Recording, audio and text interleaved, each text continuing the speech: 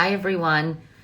I know I've been doing a lot of these lives lately, but this was such an important topic. I felt like we needed to talk about it so you all could be aware of this problem. I'm talking about, believe it or not, today, the troubling trend in teenage sex. Hi, everyone. Yes, as you join me, I'm talking about this trend of choking. Hi, everyone.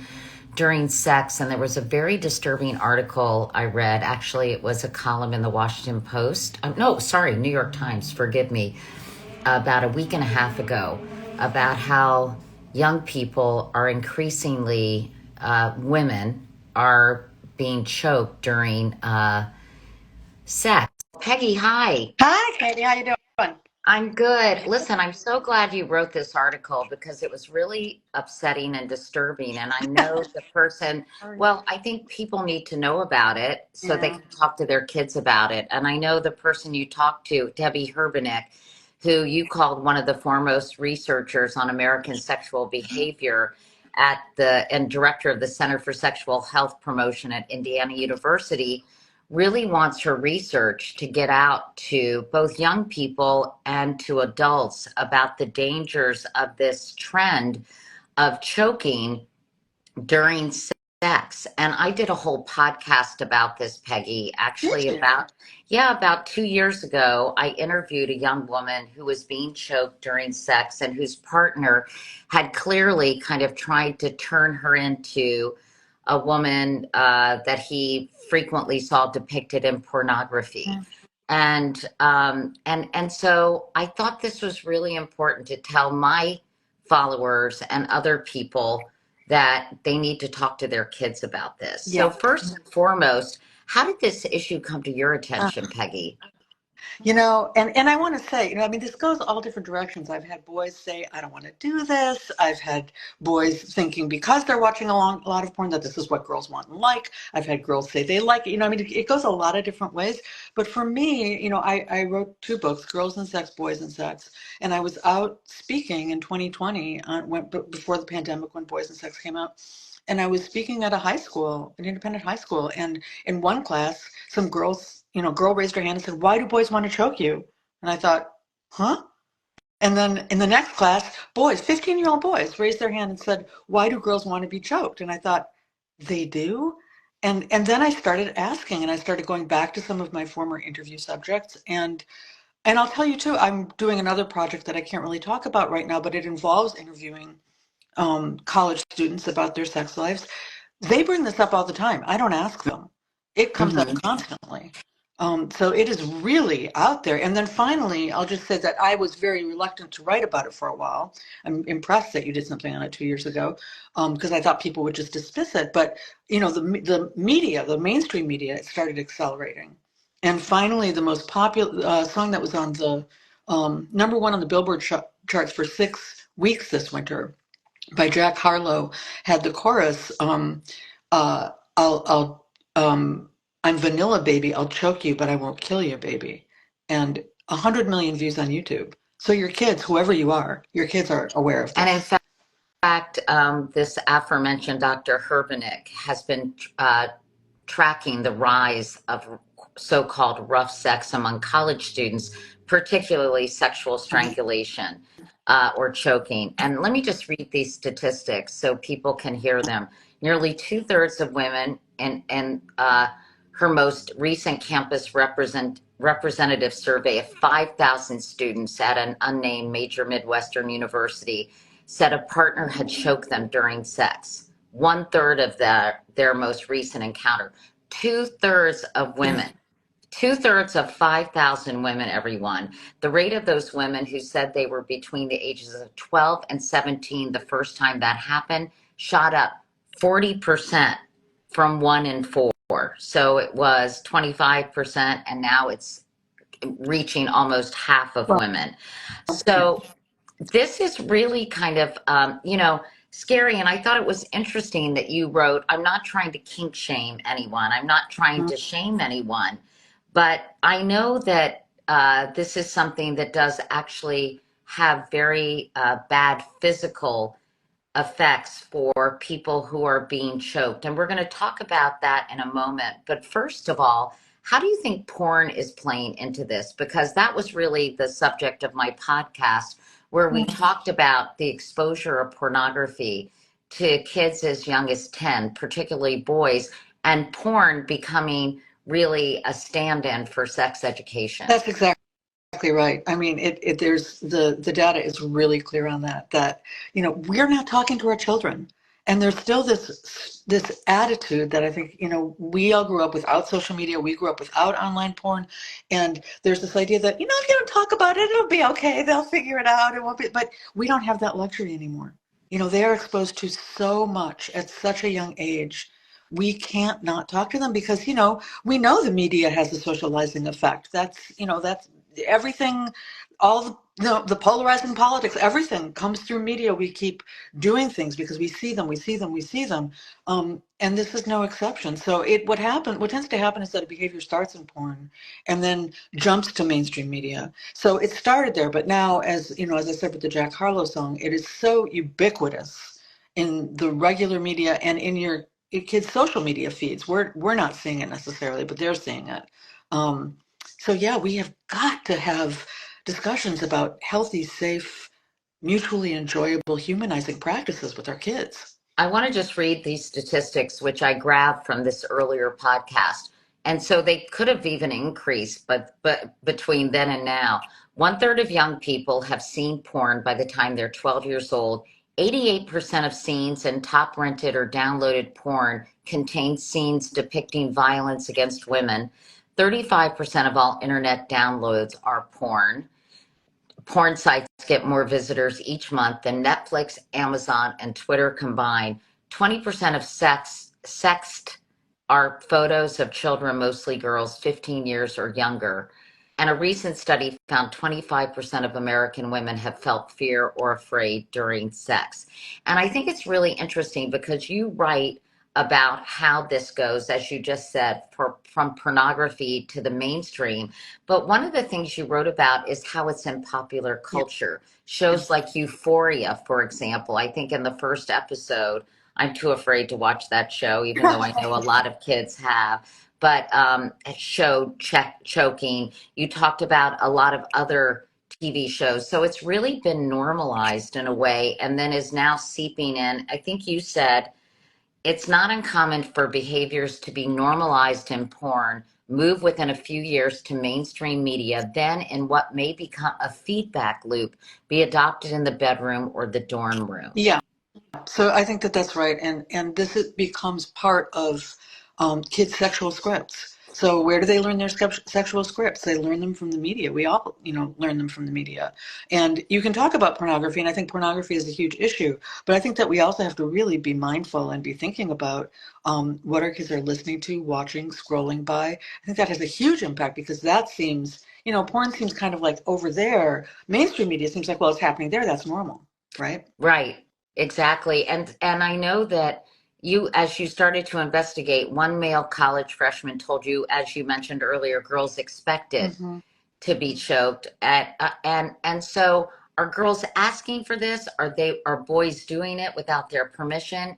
Is there even a discussion, or is this just happening with frequency and all kinds of sexual encounters? Yeah, I hear all different directions. I talk to girls who say they want it. I talk to girls who say, guys, a lot of girls say, guys just haul off and choke you. They don't ask. I've talked to boys who say, I don't want to do that, but, partners are always asking for it. And they make you feel like you're, kind of a weenie if you don't do it, and I've had boys who I just interviewed a boy the other day who really nice kid, 20-year-old kid, really nice, who said, he was not very sexually experienced. And I said, so if you went into a room with a new partner, what would you do to make sure that she had a good time?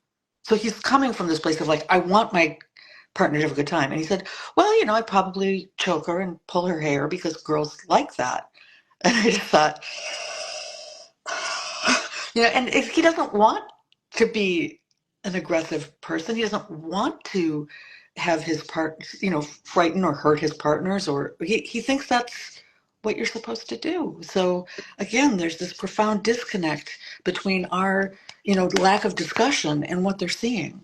Yeah, it's really upsetting. And I know this rise in choking that you've seen correlates to a trend among kids where basic physical gratification tends to favor men over women, and that might entail pain or tends to favor men, and acts that might entail pain or submission, like choking, are generally more for women, which is very depressing. Where is this coming from? Particularly as women have made great strides in society, it seems like we're going backwards in terms of roles and sexual encounters.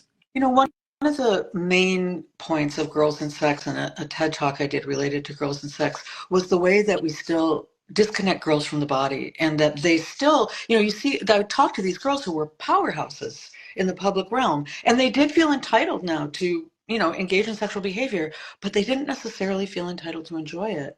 And I think we silenced them. I talk about, I called it the American psychological clitoridectomy, where when girls, when our children are born, people tend to name all their boys' body parts. So they say, like, here's your pee-pee, something. Girls, navel to knees. This whole situation, unnamed. How do you silence something? You don't name it. And they go into puberty education, if they have that, and they learn boys have erections and ejaculations, girls have periods and unwanted pregnancy. Not the same. We don't talk about vulvas. We don't talk about clitorises. Fewer than half of teenage girls, 14 to 17, ever masturbate. And then they go into a partnered encounter, and we really expect that they're going to have a voice or feel that sex is about them, that their pleasure should be prioritized, their agency should be prioritized. We really set them up. And you, I know, believe that and I'm going to get to the physical manifestations or ramifications of this kind of Mm-hmm. behavior, this kind of violent choking in a moment. But you believe that sex education needs to be sort of porn informed. In other words, you need to teach sex education in a way that acknowledges many kids, particularly boys, are getting their information through pornography. And is that being done more often? Because I know you've written that people would get fired if they did that, Yeah. but it is actually a fact of life that many of these kids are watching porn and they need to unlearn the Yeah. bad modeling they're getting from much of this violent porn. Well, yeah, I mean, it's a media literacy issue, and there are some great curricula, particularly there's one out of Boston University that, they're not explicit. They're trying to help kids understand what they're seeing. But I also am really sensitive to that right now. It's really hard to be a health educator, and I don't want people to get fired. So you can ground those discussions also or parents, if they want to, in social media, in, mainstream media. There's a lot of opportunities to have these discussions. So it doesn't have to be porn, but it would be great if people used these evidence-based, non-explicit aspects in their curricula that would help kids And understand and resist some of those messages. they don't have to No, show porn. They can just no, no, discuss no, it no. and what the images are that are often, Not only do they not have to, they perpetrated should. on porn sites, Yeah, obviously. But, yeah. we're going to give some concrete advice for parents. Everyone, don't worry. I want to ask Peggy about that. But first, I thought it was really interesting. Someone at the same university is studying how this interruption in oxygen to the Mhm. brain can actually have really negative health impacts. Can you Yes. talk about the doctor you spoke with Yeah. and what this repeated choking actually can do to somebody's cognitive abilities, mental health, etc.? Yeah, yeah. So the science on this is emerging, and there's going to be a lot more in a few years. But for the moment, there's a lot of suggestions, and we know things from both NFL players who get, bunked. The light bunks are what cause the problems for them, not the huge hits.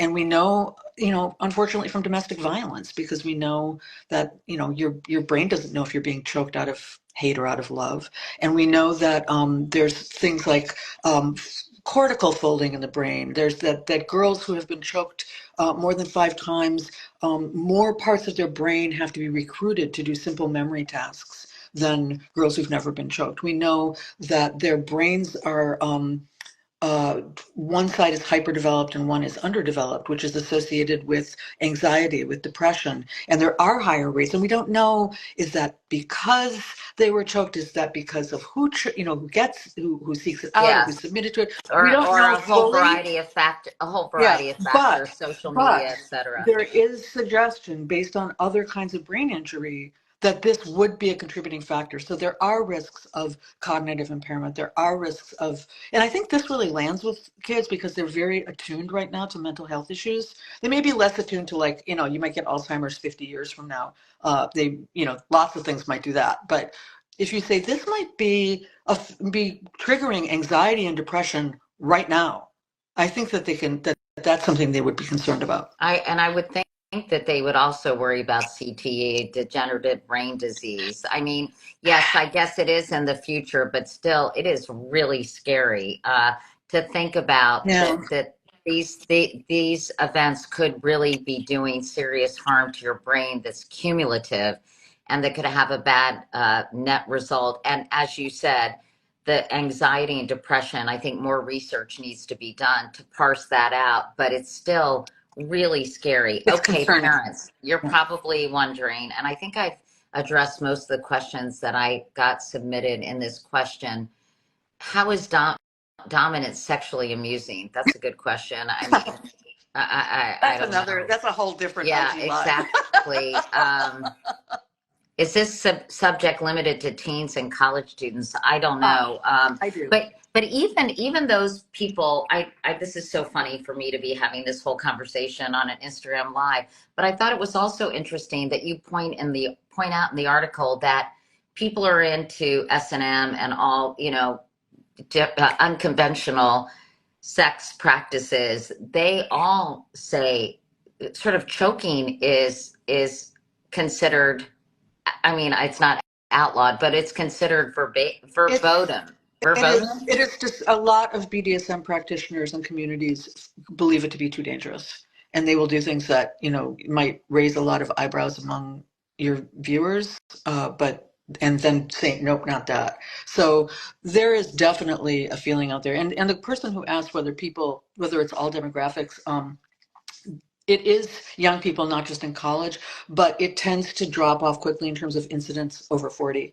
And I think you see a socialization issue there, right? We didn't grow up with that. And it's most pronounced under 30. And one of these girls you spoke with said, I make sure that my boyfriend chokes me safely. Is There's this, no safe way to do that. Yeah. That's one of the things, is that they get a lot of misinformation, even from, sources that we would think would be on the more reputable sites like Cosmo or Men's Health, but also all over Instagram, all over the web. They're told all these ways, and if you Google it, you'll see it.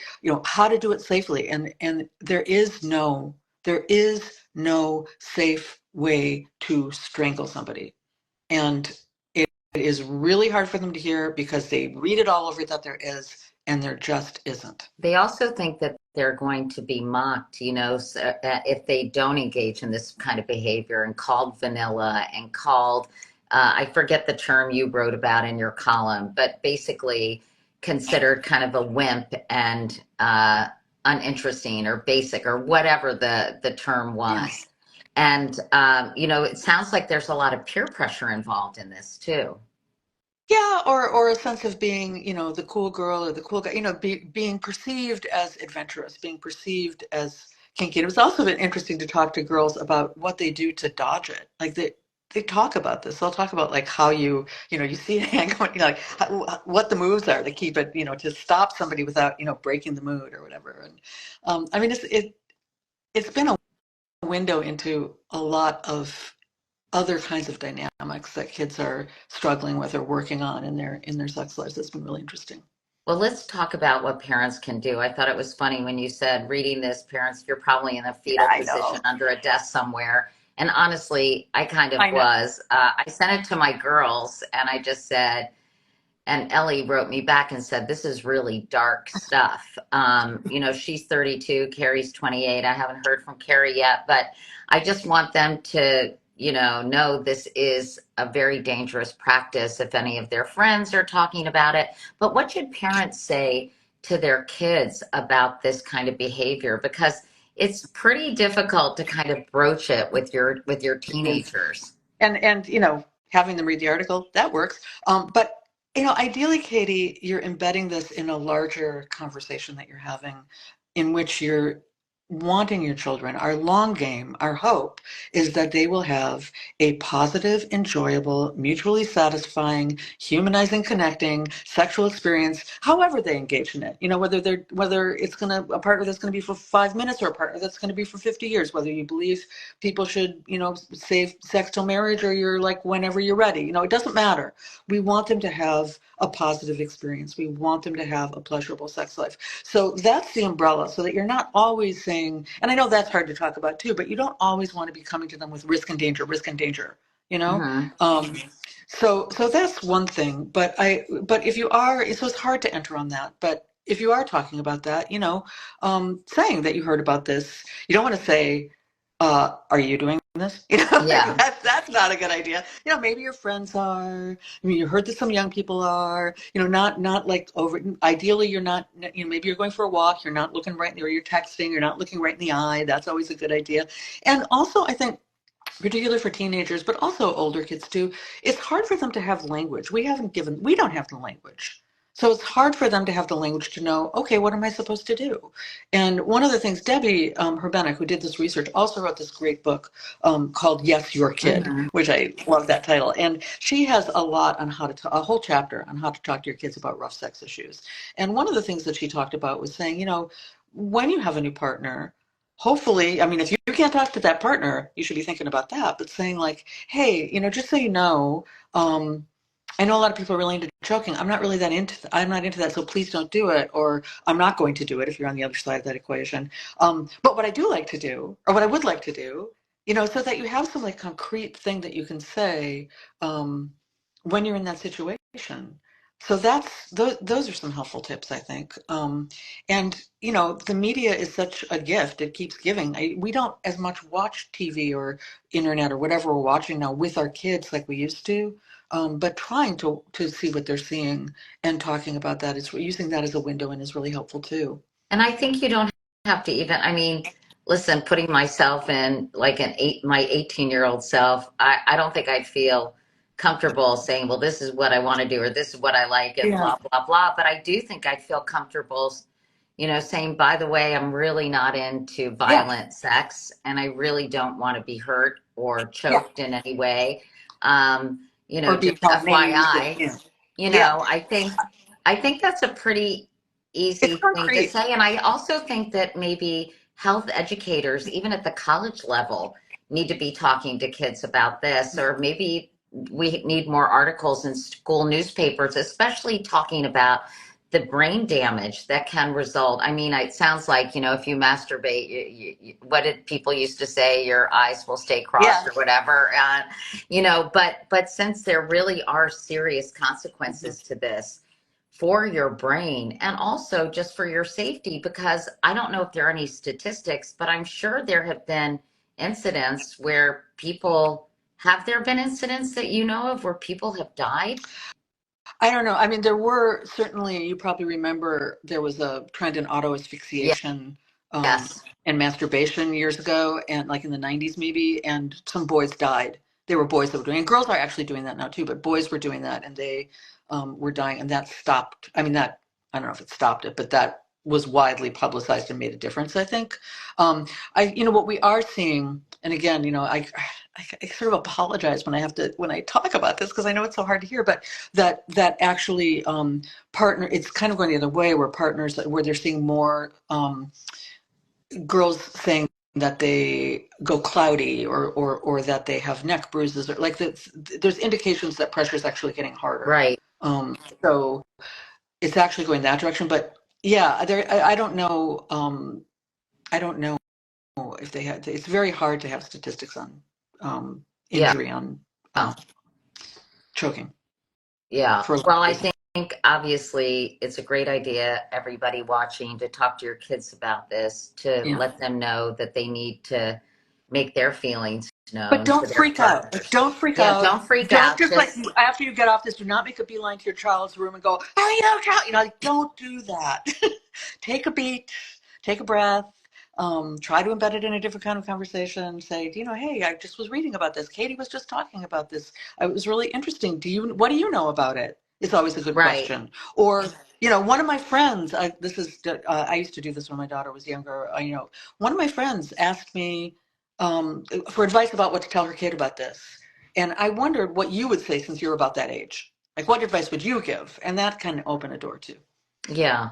Well, I just wanted to make people aware because, as I said, I found it, like other people who were under the desk in a fetal position, really I upsetting get and it. disturbing. And I think I'd like to just repeat, nearly 2/3 of women in a recent survey, a campus representative survey of 5,000 students at an unnamed major Midwestern university, said a partner had choked them during sex.